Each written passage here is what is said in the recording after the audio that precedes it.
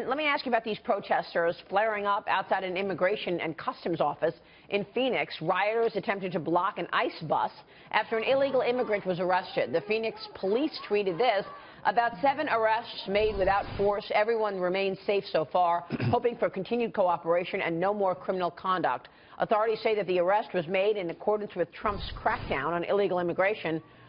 Congressman Hoekstra, do you think more emphasis will be placed on arrests like this?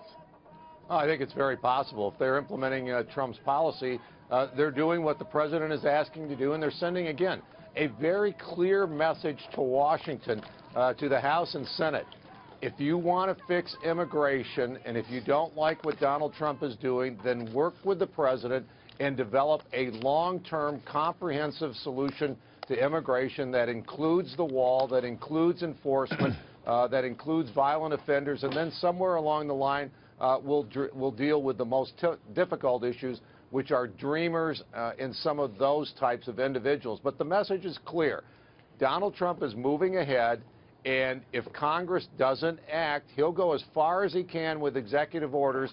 People will be frustrated, but the pressure is going to be on Congress, and I think the pressure is really going to be on the Democrats to stop this. You know, we're not working with Donald Trump on anything, and it's time for the Democrats to step back and say, whoa, this president is serious.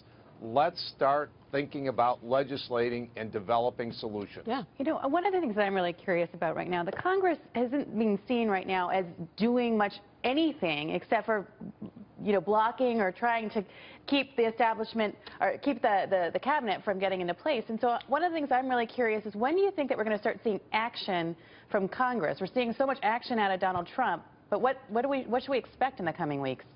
Well, I think you can expect a lot more of the same. I'm not seeing any indications from Chuck Schumer that says we're going to start actually working with this president. I mean, what is it? 5 cabinet members have been approved so far. Plus, he's got another 1,000 appointments that need to be some type of Senate approval. Yeah, incredible. And, you know, this is slowing down the agenda. I think the American people are going to get very, very frustrated with that kind of behavior and the antics that they're taking against people like Betsy DeVos, Jeff Sessions. And these are good people. And sure, there are policy differences between them and the Democrats, but the president has a right to get his cabinet and to start implementing. I think Donald Trump also needs to start appointing more people, and he needs to be more aggressive in getting those people out there and say, it's not only my cabinet members, it's this, you know, it's the assistant secretaries, it's the ambassadors. These folks are all in waiting, and they're all in limbo because the Senate can't get their act together. This is an amuse-bouche on the Senate in terms of these cabinet confirmations. When you start looking ahead at the main course, which is going to be the repeal and replace on Obamacare, tax cuts, tax reform, immigration issues, all the real agenda items from the Trump administration, this is just a little taste of what the Democrats have in store. Yeah, this is the warm-up, and it's going to get a lot hotter. Just a quick question, Congressman. There's been a change in the batting order in the world of automobiles.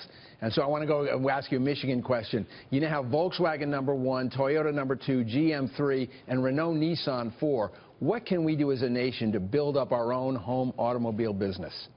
Well, I think you know, Donald Trump is putting a number of those things in place in terms of, you know, reforming the tax code, the regulatory environment.